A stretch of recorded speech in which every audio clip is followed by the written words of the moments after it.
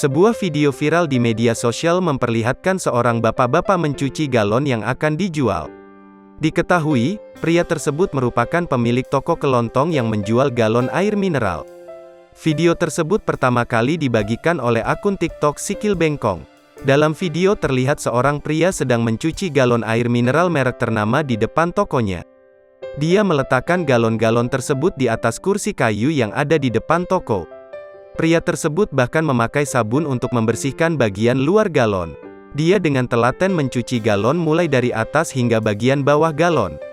Pria yang mengenakan masker tersebut kemudian menyiramkan air bersih untuk membilas sabun.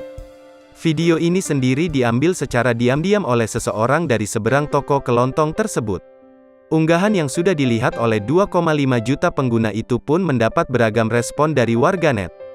Bahkan, tak sedikit yang memberikan apresiasi pada pria tersebut.